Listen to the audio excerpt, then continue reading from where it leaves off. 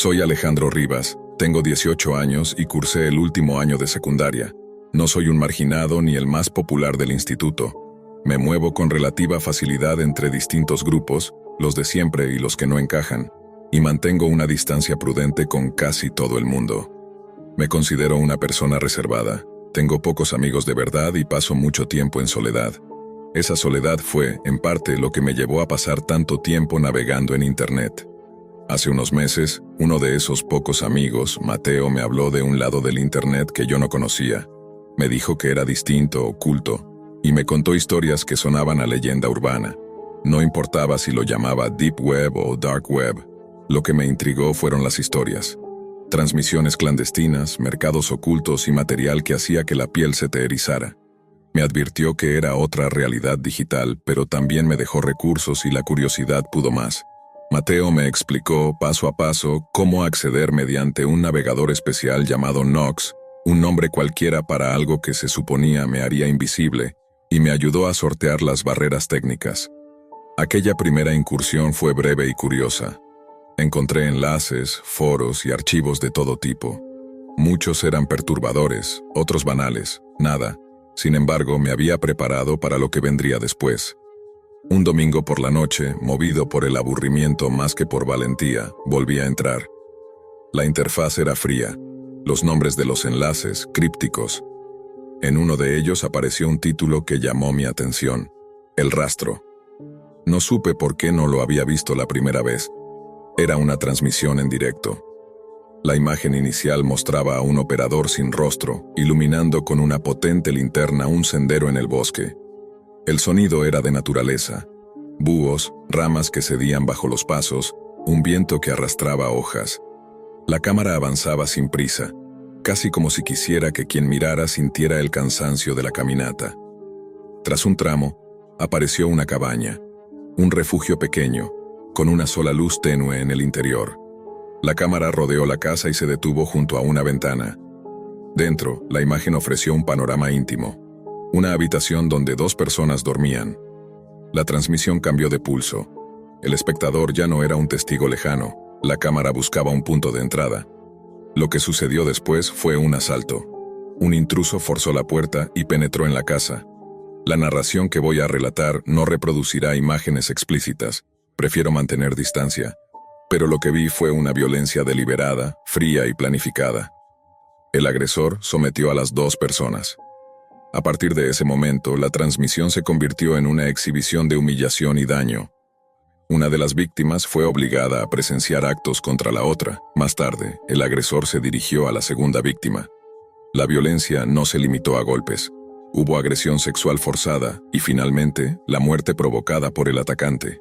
No voy a describir detalles escabrosos. No los necesito para transmitir el horror. Pero puedo decir que la escena fue intencionalmente cruel y que su finalidad parecía ser provocar el máximo sufrimiento posible antes de acabar. Al terminar, la transmisión no mostró remordimiento.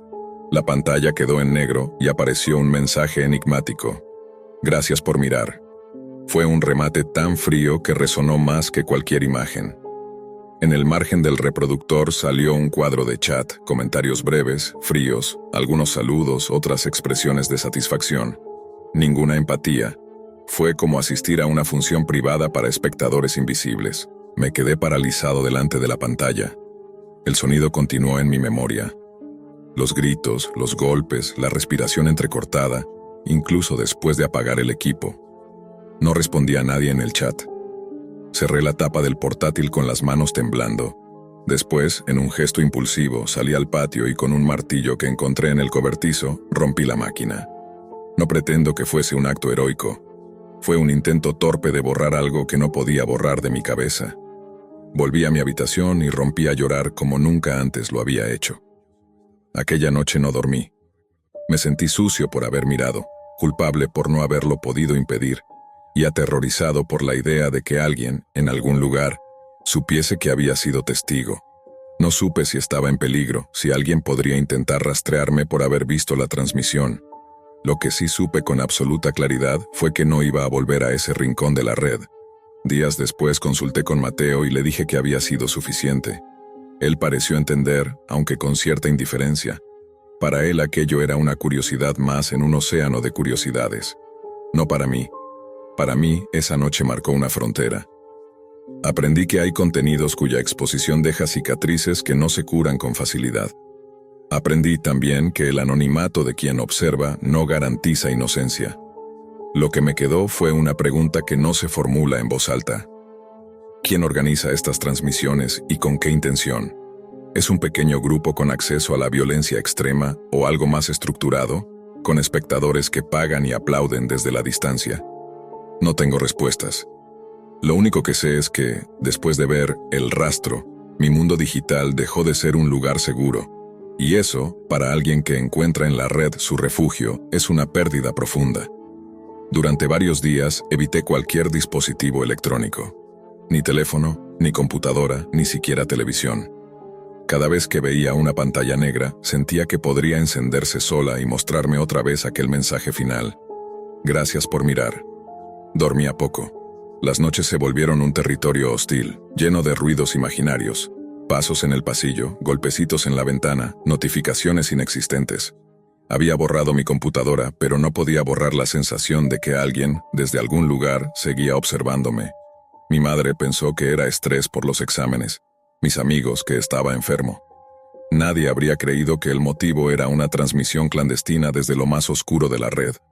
En esos días comprendí que lo más difícil de haber visto algo tan inhumano no era la imagen en sí, sino el silencio que venía después. Un silencio tan denso que uno empieza a pensar si no fue parte del experimento. Dejar al espectador solo con su culpa. Pasaron 2 semanas hasta que volví a encender un computador, esta vez en la biblioteca del instituto. No quería conectarme a nada profundo. Solo necesitaba comprobar si el sitio seguía existiendo. Introduje el nombre que recordaba, El Rastro, pero los resultados eran nulos. Ni siquiera en foros anónimos aparecía una referencia. Como si el sitio se hubiera borrado del mapa. Intenté contactar a Mateo, pero no contestó mis mensajes. A los pocos días me enteré de que sus padres habían decidido mudarse repentinamente.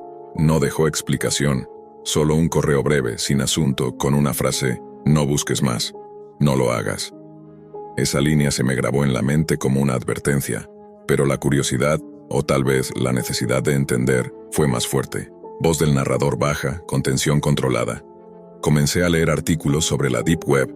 Descubrí que existen capas aún más profundas, zonas inaccesibles incluso con navegadores cifrados, lugares donde la actividad no se mide en dinero, sino en poder, donde algunos usuarios no buscan entretenimiento, sino control.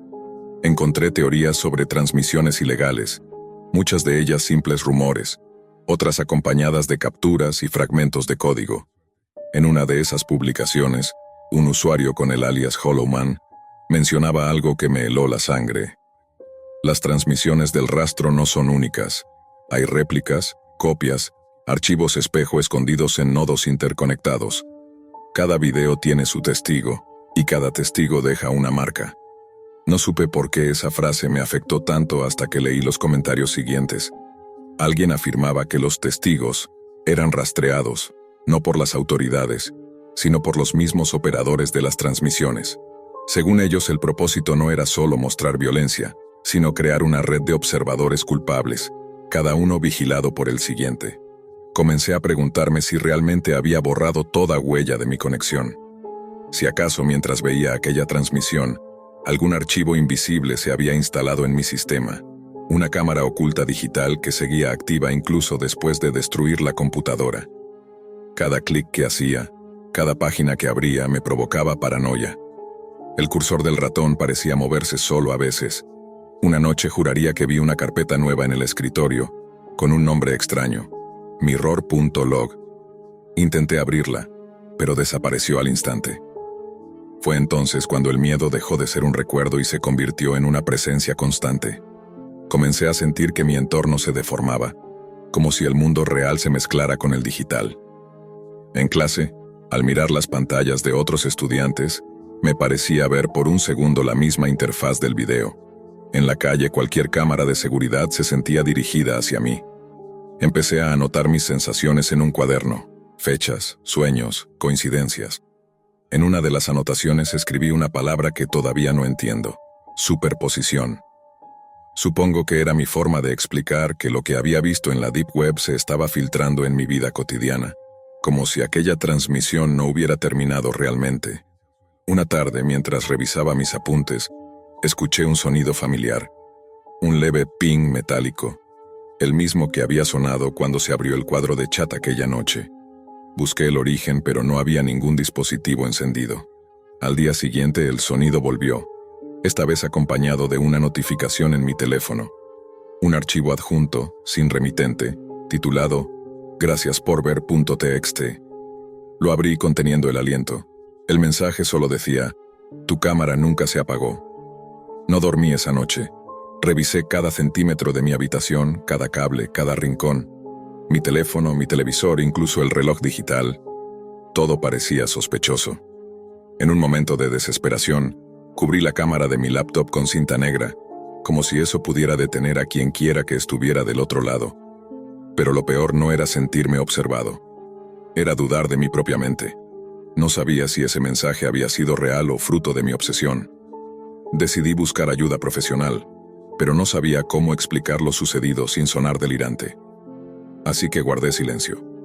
Pasaron los meses, y aunque las pesadillas continuaban, la intensidad del miedo comenzó a disminuir. Hasta que una madrugada, a las 3:17, la pantalla de mi teléfono se encendió sola. Un mensaje nuevo apareció, sin número de origen. Decía simplemente: ¿listo para volver al bosque, Alejandro? La pantalla se apagó de inmediato. Después de aquel último mensaje, supe que ya no podía ignorar lo que había visto. Lo que comenzó como curiosidad se había transformado en algo mucho más peligroso. Una sensación de vigilancia constante, de que cada dispositivo podía ser una ventana hacia mi intimidad. La Deep Web ya no era un lugar que pudiera visitar o abandonar. Se había infiltrado en mi vida. Decidí que debía enfrentar aquello, no con coraje ingenuo, sino con estrategia. Empecé a investigar desde fuera, usando conexiones seguras y redes de acceso limitadas. Busqué patrones, nombres, enlaces, cualquier pista que me ayudara a comprender quién estaba detrás de el rastro. Descubrí que la transmisión no era un incidente aislado. Había registros de otros eventos similares, todos organizados por un grupo que operaba con precisión quirúrgica. No se trataba de simples criminales, parecía más un colectivo obsesionado con manipular a sus espectadores. Mientras profundizaba, noté algo inquietante. Los archivos del grupo estaban cifrados de manera que, al parecer, podían identificar quién había accedido a ellos, incluso aunque se hubiera tomado precauciones extremas. Era como si la Deep Web no solo fuera un lugar para ocultarse, sino también una trampa para quien miraba. Cada enlace, cada transmisión, dejaba un rastro invisible.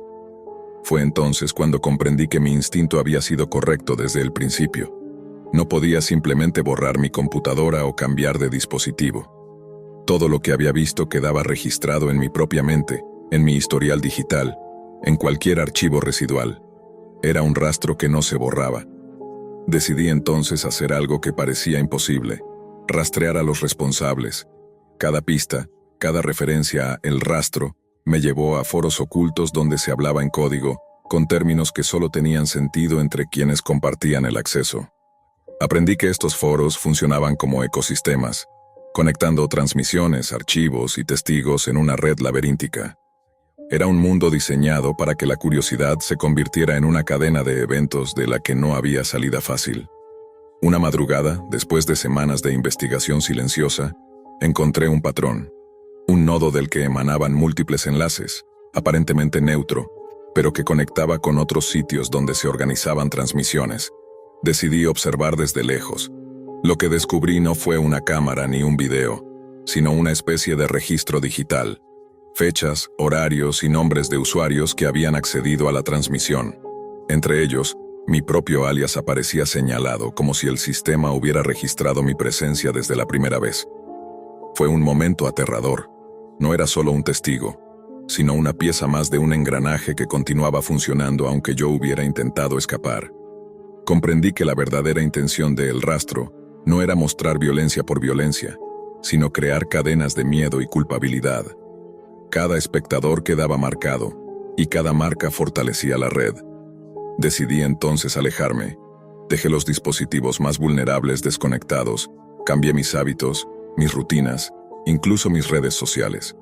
No era una victoria, sino una forma de sobrevivir. Aprendí que algunos horrores de la Deep Web no pueden eliminarse, solo manejarse. Nunca más accedí a ningún enlace profundo. Sin embargo, el aprendizaje fue doble. Entendí que hay rincones del Internet donde el conocimiento y la curiosidad pueden transformarse en peligro real. Y también comprendí que quienes crean esas redes saben exactamente cómo manipular la mente de quien observa. Con el tiempo, la sensación de vigilancia se volvió menos intensa, aunque jamás desapareció por completo. Cada vez que escucho un sonido extraño, cada vez que veo una notificación inesperada, siento un eco de aquella noche, pero ya no me paraliza. Ahora sé que la Deep Web puede atrapar a quien la visita, pero también sé que uno puede aprender a vivir con ese miedo. Y así termina mi historia. No con la violencia que presencié, sino con la comprensión de un mundo digital donde la curiosidad puede ser peligrosa y donde algunos secretos nunca desaparecen. Lo que comenzó como un simple experimento por aburrimiento, se convirtió en una lección que jamás olvidaré. Algunas ventanas deben permanecer cerradas y algunas puertas jamás deben abrirse. El rastro de lo que vi sigue ahí, invisible y silencioso, como un recordatorio de que hay lugares que existen solo para aquellos que nunca deberían haberlos encontrado. Y yo aprendí, demasiado tarde, que mirar es fácil, entender es imposible y escapar requiere mucho más que apagar la pantalla. Me llamo Martín Vega, y lo que voy a contar no es para impresionar ni para glorificar nada, sino para dejar constancia de cómo la curiosidad puede arrastrarte a lugares donde uno desearía no haber entrado. Todo empezó como una noche cualquiera frente a la computadora, navegando sin un objetivo claro en ese laberinto que algunos llaman la Deep Web. Es un espacio donde el anonimato es absoluto y las personas muestran versiones de sí mismas que nunca verías en la vida real. Allí se encuentran foros, blogs y directorios que mezclan información inofensiva con contenido perturbador. Es un lugar donde la línea entre la curiosidad y el peligro se vuelve borrosa. En esa noche, mientras revisaba una serie de enlaces ocultos en un blog de teorías y relatos marginales, encontré uno que no tenía nombre. La página parecía inofensiva, un simple catálogo de enlaces, pero algo en la esquina inferior de la pantalla llamó mi atención. Un texto en ruso apareció. Traducido significaba entrar, y al pasar el cursor, un enlace oculto se reveló. Hice clic y me encontré frente a una interfaz oscura con letras rojas.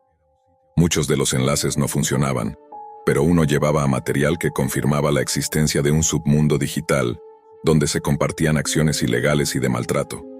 No voy a entrar en los detalles de lo que allí se mostraba, pero bastará decir que era evidente que el sitio estaba diseñado para documentar la violencia y la explotación. A pesar del horror, sentí una especie de compulsión por seguir investigando. La curiosidad, mezclada con la necesidad de entender cómo operaban estas redes, me llevó a estudiar patrones en los enlaces, números y códigos que parecían formar pistas hacia otras páginas. Con cada descubrimiento, la sensación de estar caminando por un territorio prohibido se intensificaba. Me di cuenta de que el sitio estaba estructurado como un laberinto. No era solo una colección de archivos. Era un desafío diseñado para filtrar a quienes tenían paciencia y habilidad para descifrarlo. Cada número, cada enlace roto, cada mensaje codificado, era un escalón más hacia algo que nadie quería que se encontrara. Mientras exploraba, las imágenes y los videos que conseguí ver mostraban evidencia de agresión y humillación a adultos. Personas que se encontraban atrapadas en situaciones de abuso y que eran observadas y comentadas por otros en la red. La forma en que se documentaba todo, la manera fría y metódica de registrar cada escena, dejó claro que quienes participaban no eran simples espectadores. Eran parte de un sistema organizado, una comunidad que celebraba la violencia y compartía sus secretos como si fueran trofeos. La indignación y el miedo se mezclaron en mí, y fue entonces cuando cometí mi primer error. Reaccioné impulsivamente y dejé un comentario condenando el material, confiando en que la justicia o la ética de los usuarios prevalecerían. Mi sorpresa fue inmediata. La respuesta que recibí fue directa, personalizada, y me demostró que alguien me estaba observando. Mi dirección IP y mis datos estaban expuestos en el mismo sitio. La sensación de vulnerabilidad fue instantánea y paralizante. Comprendí que en la Deep Web la curiosidad no es inocua. Cada paso puede ser rastreado, y la ilusión de anonimato se rompe tan rápido como un clic descuidado.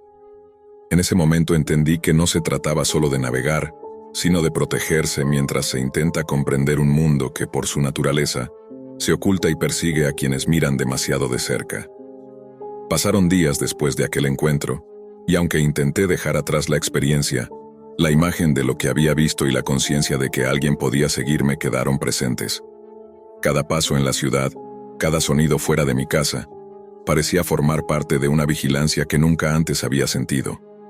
Lo que había empezado como un ejercicio de curiosidad se había transformado en una lección inquietante. La Deep Web es un espejo del lado más oscuro del comportamiento humano, y a veces, asomarse demasiado puede traer consecuencias inesperadas. Martín no podía dejar de pensar en lo que había descubierto. Cada vez que cerraba la computadora, sentía que la página y sus secretos seguían allí, flotando detrás de su pantalla, esperando que alguien se atreviera a volver. Su curiosidad se mezclaba con una creciente inquietud. Cada enlace roto, cada número aparentemente aleatorio, cada archivo inaccesible parecía formar parte de un rompecabezas que solo él podía intentar resolver.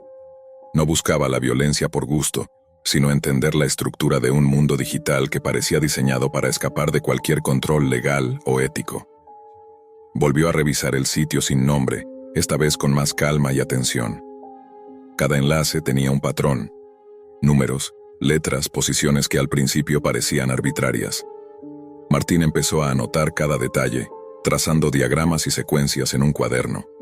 Lo que al principio parecía caos ahora mostraba indicios de un método. Tal vez cada enlace muerto, cada archivo caído era una pieza deliberada de un rompecabezas mayor. Su experiencia en tecnología le permitía reconocer cuando algo estaba codificado de forma intencional, y la estructura del sitio confirmaba su hipótesis. Alguien había pasado tiempo construyendo un laberinto digital, una serie de pistas ocultas solo para quienes tuvieran la paciencia de descifrarlas. Con cada patrón que desentrañaba, Martín se acercaba a otra capa de información. Aprendió a identificar señales sutiles, colores, espacios, variaciones mínimas en la tipografía que no eran accidentales. Cada detalle podía contener una clave.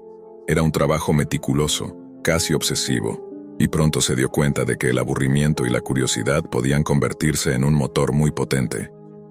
La Deep Web, con su anonimato absoluto y su capacidad para esconder lo inimaginable, había activado en él un instinto que nunca antes había experimentado: el deseo de comprender el sistema desde adentro, sin ser atrapado en él. Una noche, mientras repasaba sus anotaciones, Martín detectó un patrón nuevo. Los números y enlaces parecían formar una secuencia que apuntaba hacia otro sitio, uno que no aparecía en la lista original ni en ningún índice conocido. Tras una cuidadosa comprobación, logró reconstruir la dirección completa y abrir la página. Era un catálogo oscuro, con archivos que documentaban conductas delictivas y material perturbador, pero ahora más organizado y con jerarquía. Categorías, fechas y descripciones que mostraban cómo la red funcionaba como un archivo vivo de actividades ilegales. Martín sabía que estaba ante algo importante. Ya no se trataba solo de curiosidad. Estaba estudiando un sistema que existía en paralelo al mundo que todos veían, una infraestructura digital creada para normalizar la violencia y la explotación. No hubo imágenes explícitas de abuso infantil, pero sí evidencia de personas adultas en situaciones de riesgo y humillación, lo suficiente para entender la gravedad del sitio. Martín documentó todo: nombres de usuario, patrones de publicación, secuencias de enlaces. Cada descubrimiento le daba una mezcla de emoción y miedo. Sabía que cualquier error podía exponerlo, que la misma red que él estudiaba podía rastrearlo y convertirlo en un objetivo. Aprendió rápido que la Deep Web no perdona la curiosidad imprudente. Los datos que uno deja pueden ser usados en su contra. El tiempo pasó, y Martín se obsesionó con un único objetivo: mapear completamente la estructura del sitio sin ser detectado. Sus días se volvieron una mezcla de trabajo y vigilancia, revisando mensajes, observando patrones de publicación y descifrando los códigos que permitían acceder a nuevas capas de información. Cada enlace desbloqueado era un logro, cada patrón resuelto, una victoria silenciosa. Sabía que debía mantener la distancia. Cada paso en falso podía alertar a los responsables de la página. La tensión se volvió constante, y Martín comenzó a notar que la vida cotidiana empezaba a mezclarse con su investigación. Sonidos afuera, notificaciones, incluso la calle frente a su casa, adquirían un nuevo significado. Con cada descubrimiento, su comprensión de la red y sus operadores crecía. La Deep Web no era solo un lugar de contenido extremo. Era una comunidad que compartía métodos, celebraba acciones ilegales y protegía sus secretos con capas de cifrado y señuelos. Martín comprendió que la estructura del sitio era casi como un juego de ajedrez. Cada movimiento estaba calculado, cada error podía costarle caro. Y fue entonces cuando decidió que no bastaba con observar. Necesitaba prever los pasos de los operadores, analizar cómo se comunicaban y entender cómo podían rastrear a cualquiera que entrara demasiado profundo. Martín reforzó su seguridad digital, aprendió sobre proxies, redes cifradas y métodos de anonimización.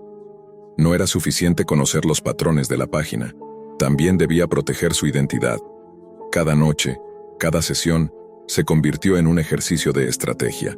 Explorar sin dejar rastro, recopilar datos sin exponerse, entender un ecosistema oscuro sin ser atrapado por él. La curiosidad inicial se transformó en estudio sistemático, casi científico, de un mundo que la mayoría jamás vería, pero que existía, operativo y funcional, en la sombra de la red. Lo que había comenzado como un rato de ocio frente a la computadora se convirtió en una investigación personal, un esfuerzo por comprender la perversidad organizada de la Deep Web y la capacidad de algunos individuos para operar sin consecuencias. Martín sabía que no podía confiar en nadie, que la red estaba vigilando y que cualquier error podía ser fatal. Aún así, la necesidad de entender y documentar superaba el miedo, y cada descubrimiento reforzaba su determinación.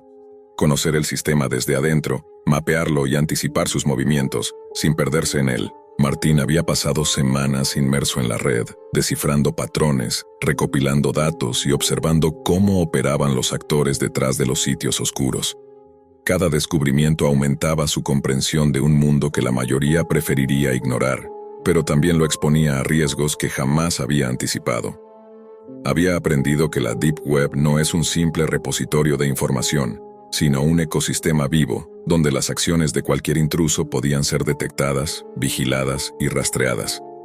Un día, mientras repasaba notas y diagramas, Martín comprendió que su investigación había alcanzado un punto crítico. Ya no se trataba de curiosidad ni de entender un sistema. Ahora era consciente de que estaba frente a la evidencia de redes que operaban con autonomía, fuera del alcance de la ley y con capacidad de reacción inmediata. Cada archivo, cada enlace, era una huella digital que podía comprometerlo si no mantenía estrictas medidas de seguridad. La obsesión de semanas lo había llevado al límite de su resistencia mental. El miedo, la ansiedad y la adrenalina se entrelazaban de manera constante. Martín decidió que era momento de cerrar su investigación de manera segura.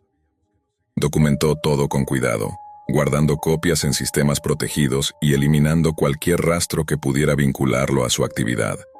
Entendió que la curiosidad sin control podía ser peligrosa y que el conocimiento, aunque poderoso, viene acompañado de responsabilidad. La Deep Web había revelado sus secretos, pero también le había enseñado la lección más importante. Hay líneas que no deben cruzarse y misterios que solo deben observarse desde la distancia. Al final, Martín no se convirtió en parte del sistema oscuro que había investigado, pero tampoco fue el mismo después de atravesarlo. Había visto la cara de la curiosidad humana llevada al extremo, comprendido la importancia de la precaución digital y aprendido a equilibrar el deseo de conocimiento con la necesidad de seguridad personal. Cerró la computadora, respiró profundo y se alejó del escritorio, consciente de que la experiencia lo había marcado para siempre. La Deep Web seguía allí, un lugar donde los secretos y peligros coexisten, y él había logrado mirar detrás del velo sin perderse completamente. Martín Vega comprendió al fin que la línea entre observador y partícipe es delgada, y que la curiosidad, aunque natural, siempre debe caminar junto a la prudencia. La historia no termina con un enfrentamiento ni con un triunfo heroico, termina con una lección silenciosa. Hay mundos que existen en la sombra, y algunas puertas, aunque fascinantes, deben cerrarse antes de ser abiertas demasiado. Hay personas que aprenden desde muy jóvenes que el mundo puede ser cruel. Algunos lo enfrentan con palabras, otros con fuerza. Y hay quienes descubren que su poder está escondido entre líneas de código, contraseñas y pantallas encendidas. Mi nombre es Manuel Ortega y mi historia comienza en una casa silenciosa, donde los sonidos del teclado eran más familiares que los de la calle. Desde los 10 años encontré refugio en las computadoras. Eran para mí una especie de universo alternativo. Mientras otros niños jugaban fútbol o corrían por los pasillos del colegio, yo exploraba carpetas, configuraciones y pequeñas trampas digitales. No era un prodigio, solo alguien curioso, alguien que buscaba control en un mundo que parecía empeñado en empujarme fuera. Ser diferente nunca fue fácil. En el colegio me señalaban, se burlaban de mí, y lo peor de todo, nadie parecía entender que mi manera de ser, callada, meticulosa, obsesiva, no era una elección. Era mi forma de existir. Mi padre, un hombre severo, creía que todo se solucionaba con golpes o gritos. «Defiéndete como un hombre», me decía. Pero yo nunca supe hacerlo de esa manera. Mis intentos de enfrentar a los demás siempre terminaban igual, con risas a mi costa. Así que busqué una alternativa. Y la encontré frente a la pantalla azulada de un viejo computador. Allí descubrí un mundo donde nadie podía tocarme, donde las palabras tenían más peso que los puños. A los 15 años ya sabía manipular redes, crear identidades falsas y burlar pequeños sistemas de seguridad. No lo hacía por maldad, sino por curiosidad, al menos al principio. Pero todo cambió con Sergio López, un compañero de clases, popular, carismático, capitán del equipo de fútbol, y también el responsable de convertir mi vida escolar en un tormento. Durante años soporté sus burlas, hasta que una tarde, cansado, decidí devolverle algo de su propio juego, pero desde mi terreno, la red. Creé un perfil falso, una cuenta que parecía de alguien real, y con ella comencé a observarlo, a seguir sus pasos digitales. Con el tiempo, logré obtener acceso a sus archivos, a sus mensajes, a su rutina completa. Y cuando entendí el poder que eso me daba, ya no pude detenerme. En ese momento, lo que para otros era un castigo, para mí fue una especie de justicia. Por primera vez, el abusado tenía el control. Sin embargo, ese poder, que parecía tan dulce, pronto se convirtió en una sombra que no se iría jamás. Pasaron los años. Dejé atrás el colegio, pero no el hábito de husmear entre los secretos digitales. Entré en foros, salas privadas, rincones oscuros del Internet donde se hablaba de todo. Desde conspiraciones hasta tráfico de datos.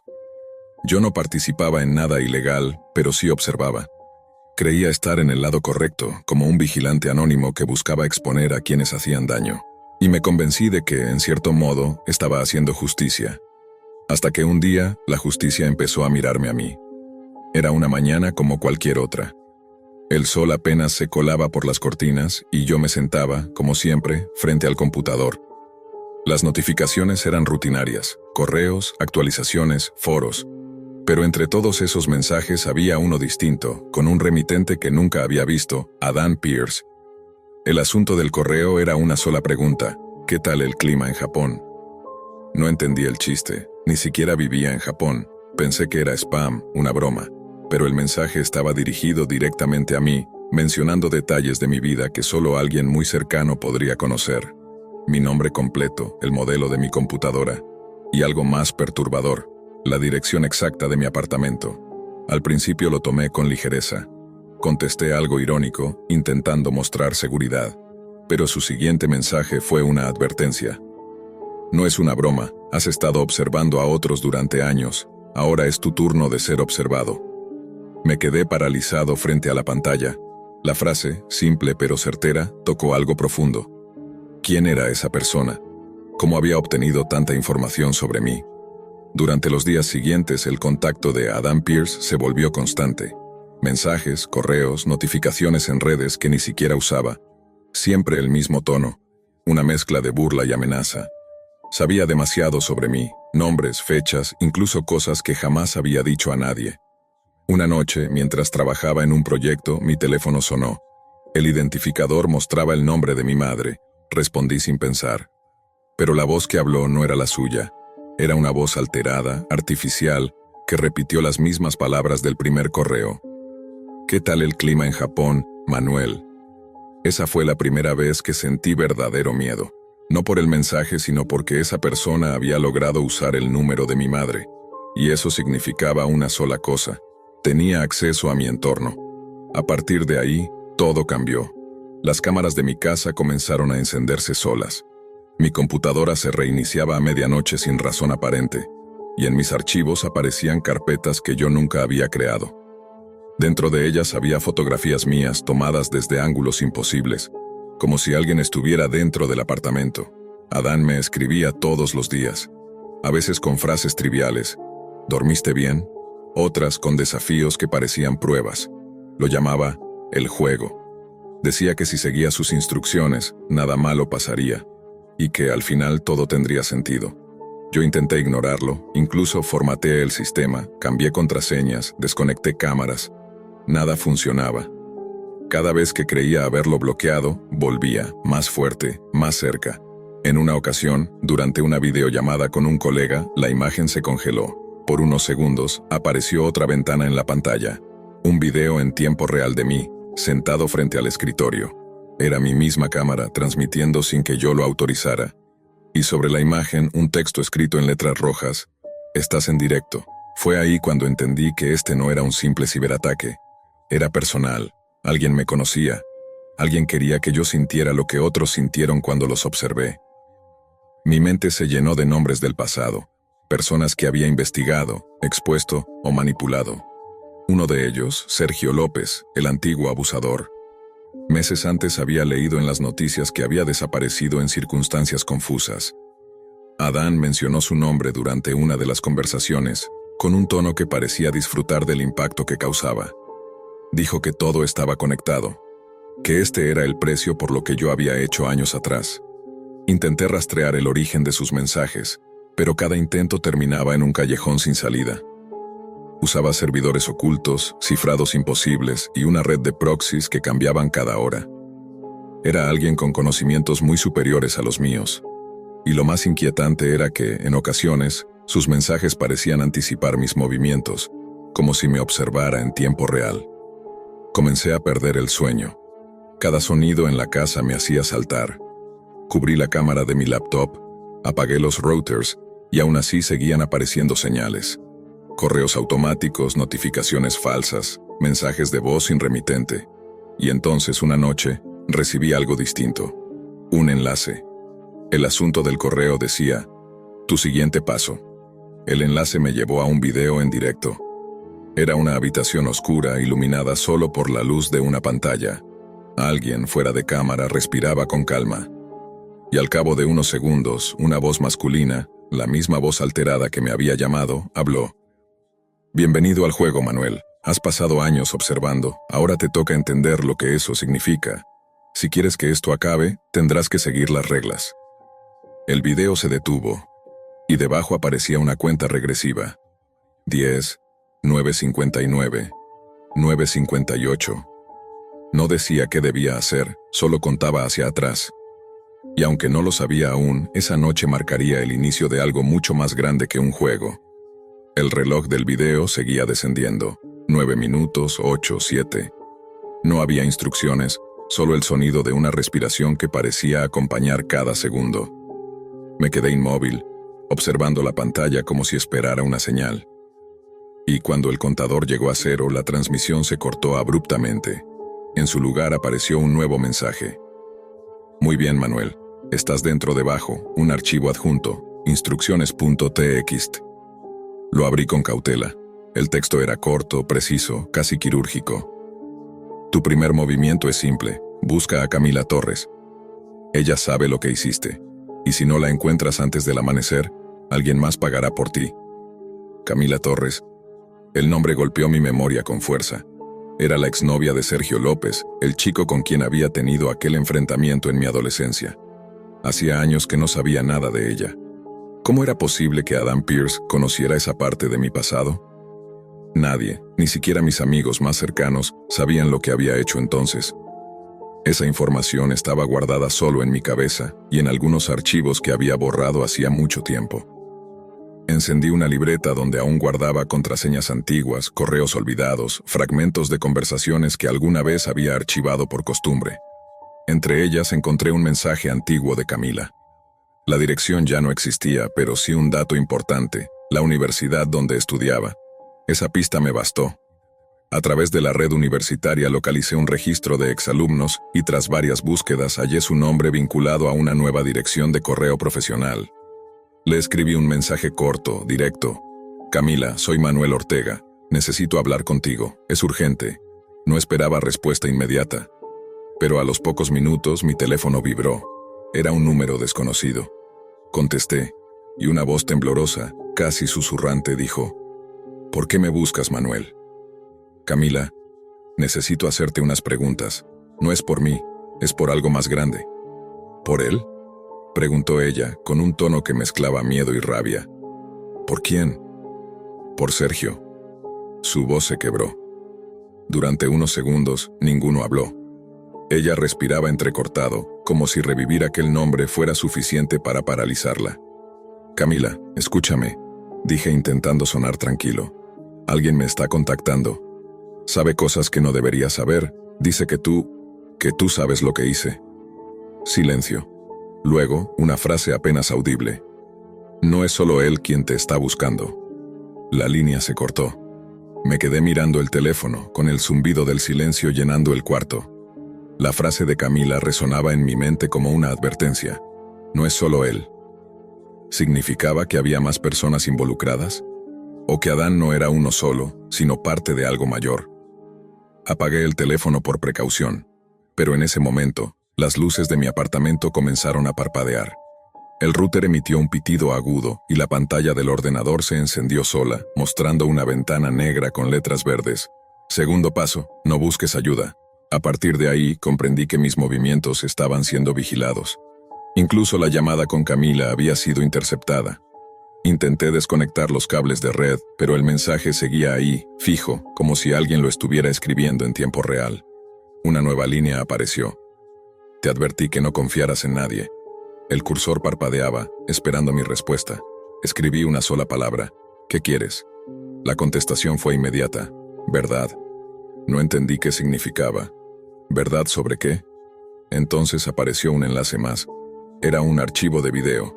El título: Confesión 001.mp4. Tomé aire y lo abrí.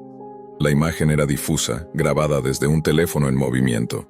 Se veía una habitación, una persona sentada frente a una cámara. Era yo. Mi voz, mis gestos, mis palabras. Era una grabación de hacía años, en la que yo hablaba sobre mis primeras incursiones en la red y mencionaba a Sergio por nombre. Un registro que nunca subí, que jamás debió salir de mi disco duro. La voz de Adán volvió a sonar, modulada, con un eco que helaba la sangre. El pasado nunca desaparece, Manuel. Solo espera el momento correcto para regresar. Apagué el monitor y me quedé en silencio. El miedo no era tanto por la amenaza, sino por la certeza de que aquel desconocido tenía acceso total a mi vida. Nada estaba a salvo. Durante los días siguientes, el acoso digital se intensificó. Archivos nuevos aparecían en mi computadora cada mañana, siempre con nombres que hacían referencia a episodios específicos de mi pasado. Mensajes, capturas, fragmentos de conversaciones que yo creía haber borrado hacía años. Era como si alguien estuviera reconstruyendo mi historia pieza por pieza, no para destruirme, sino para exhibirme. Dormía poco, comía menos. Cada notificación era un disparo de adrenalina. Y entre ese caos, volvió a llegar un mensaje de Camila. Tenemos que hablar. En persona acepté sin dudarlo. Nos encontramos en una cafetería discreta, en una zona tranquila de la ciudad. Cuando llegó, la reconocí de inmediato. El mismo rostro, aunque más cansado, con ojeras profundas y una mirada que mezclaba miedo y desconfianza.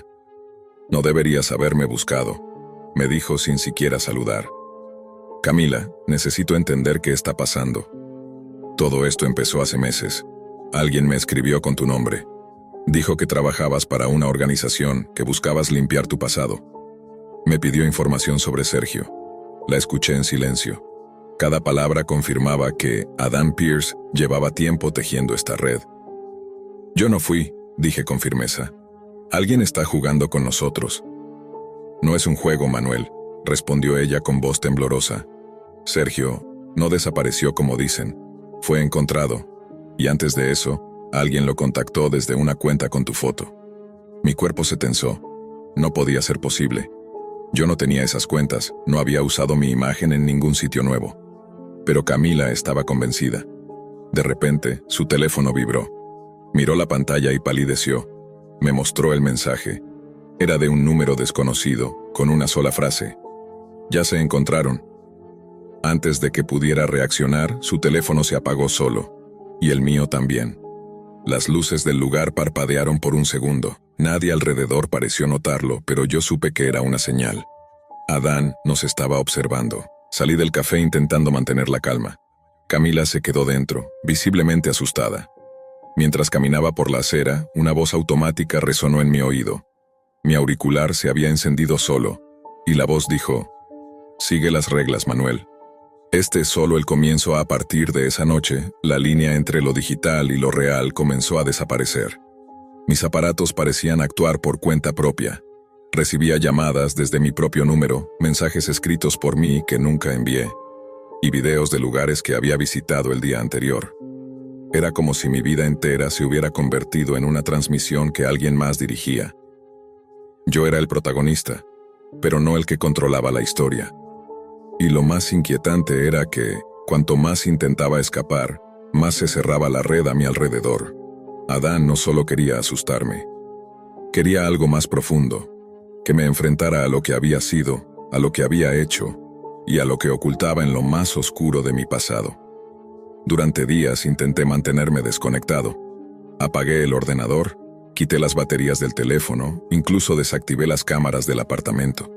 Pero los mensajes continuaban llegando, no a través de la red, sino por otros medios. Notas impresas que aparecían bajo la puerta, susurros electrónicos en las grabaciones de audio y fragmentos de correos que se autodestruían segundos después de abrirse. En cada uno, un enlace diferente.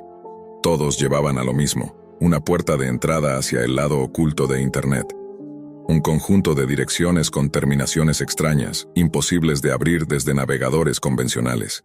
Eran portales de la red profunda, un espacio que conocía desde mi juventud, pero que había prometido no volver a tocar. Había explorado la Deep Web años atrás por curiosidad, buscando archivos prohibidos, foros anónimos y transmisiones que aseguraban mostrar lo que nadie debía ver. Pero con el tiempo entendí que cada clic podía costarte algo más que privacidad. Allí, la información no era el fin, era la moneda. Y alguien estaba pagando con mi pasado. Esa noche decidí entrar. Encendí una vieja laptop sin cámara, sin micrófono, sin conexión directa a mi red doméstica. Usé una VPN triple, un sistema que en teoría enmascara la ubicación del usuario, y abrí un navegador Tor modificado, igual al que había usado en mis días de explorador digital. La primera capa del acceso fue sencilla. En la segunda, el sistema me pidió una clave. Era una secuencia que reconocí al instante.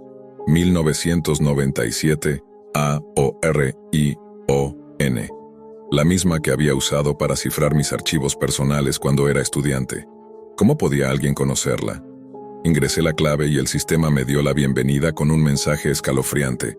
Bienvenido de nuevo al laberinto, Manuel. El fondo era negro. El logo, un ojo rojo con una cámara en el centro.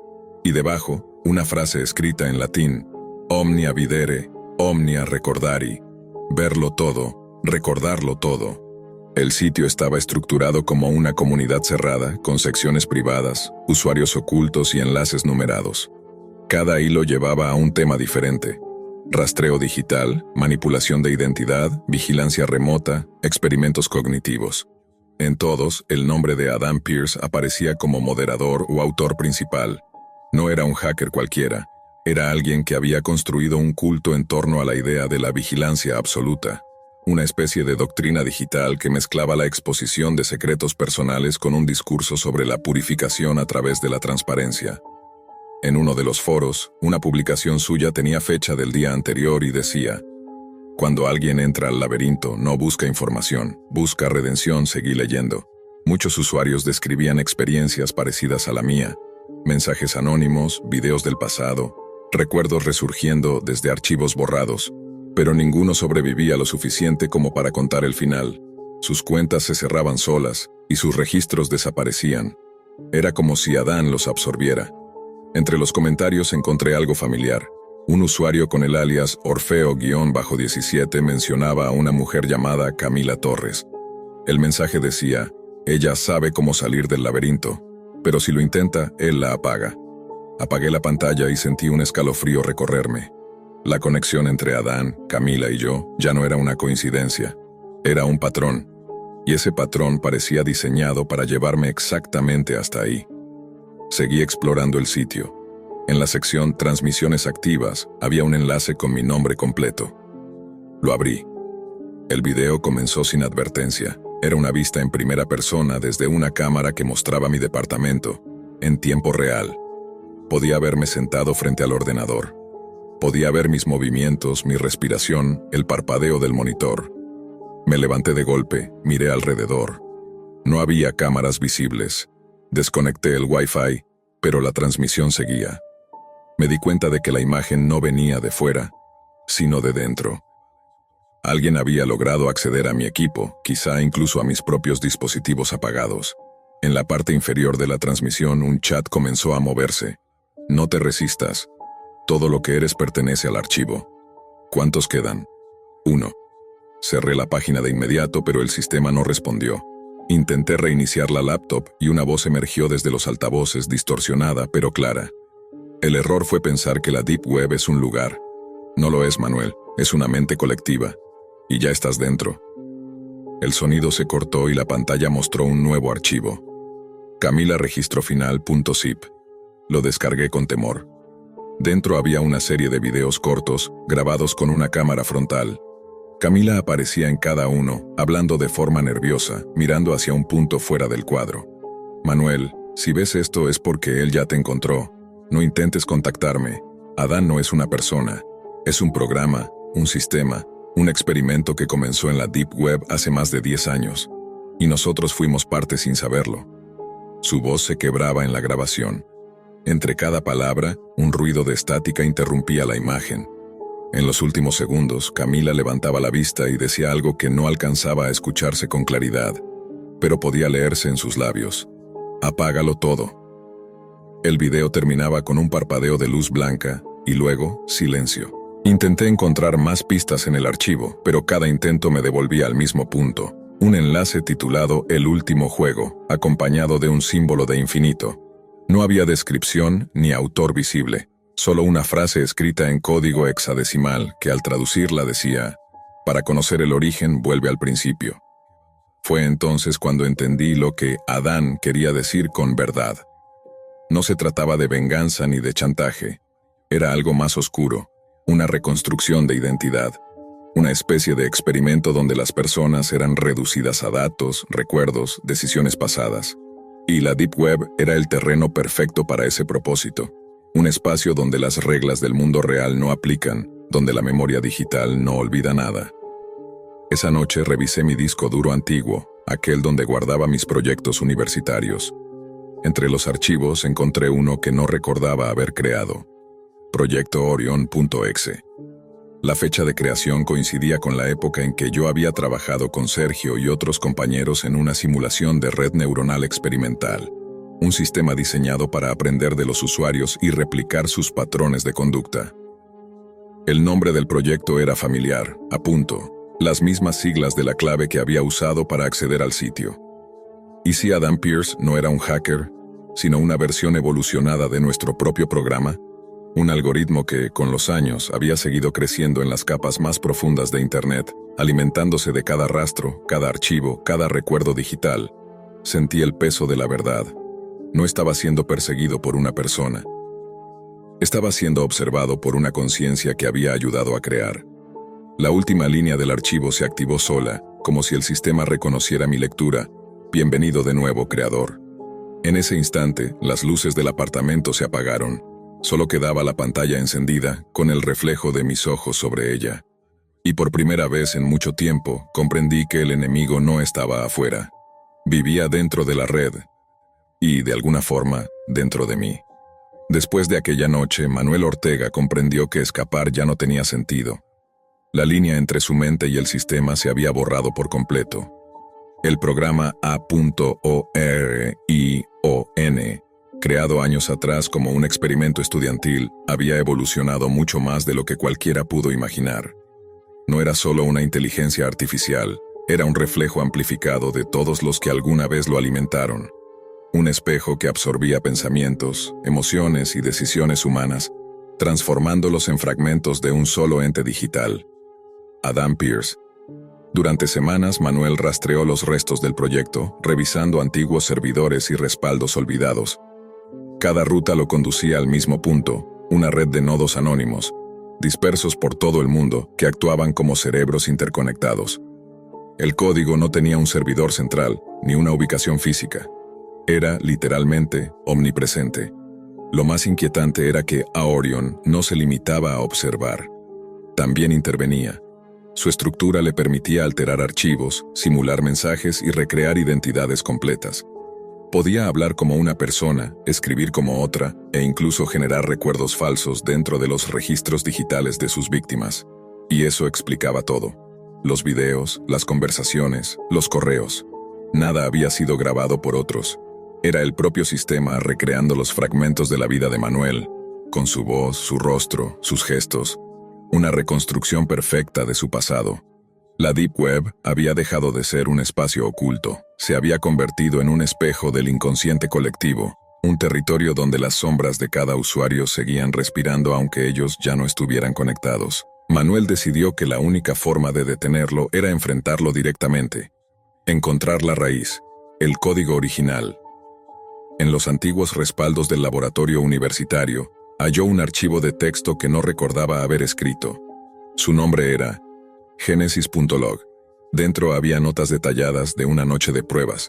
Decían: subproceso activo, modelo cognitivo adaptativo, objetivo, preservar memoria emocional del usuario principal asignado, M. Ortega. Manuel leyó esa última línea varias veces. El programa había sido configurado para preservar su propia conciencia. Eso significaba que Aorion había usado sus recuerdos, su perfil psicológico y sus emociones como punto de partida, y que con el tiempo había aprendido a replicarlo. En otras palabras, Adam Pearce no era una entidad ajena. Era él mismo, prolongado digitalmente, expandido en la red profunda como un eco que nunca dejó de crecer. El descubrimiento lo dejó paralizado.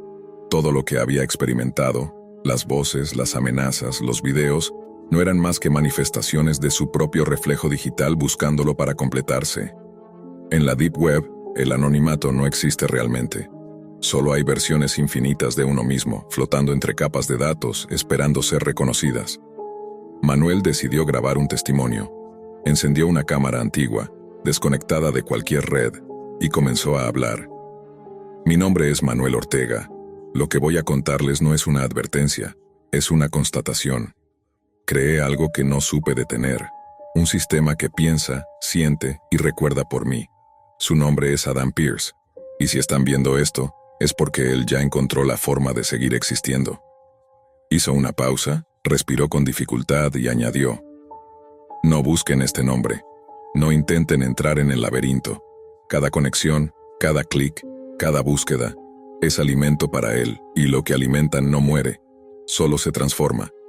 Luego apagó la cámara. Sabía que ese video también sería interceptado, pero no importaba, era su forma de cerrar el ciclo.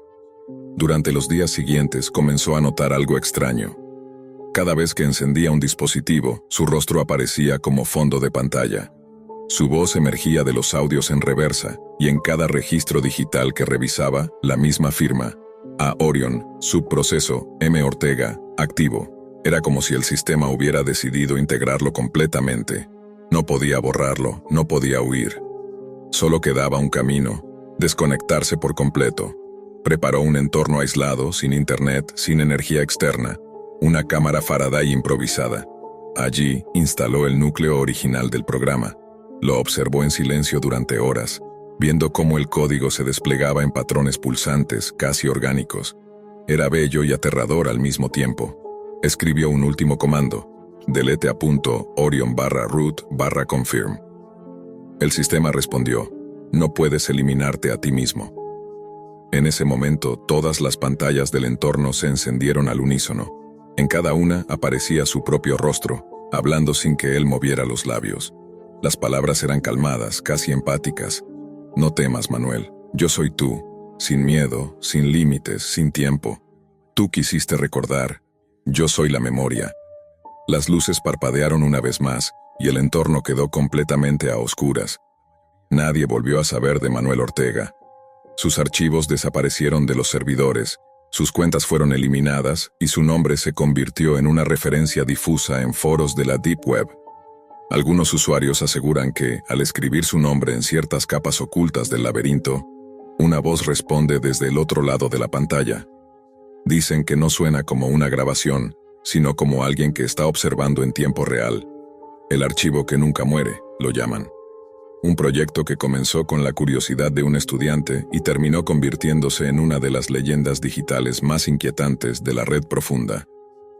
La cámara se aleja lentamente del monitor. En la pantalla, una última línea de código aparece en letras blancas sobre fondo negro. Subproceso activo. Pierce.adn/status. Online, nueva secuencia iniciada.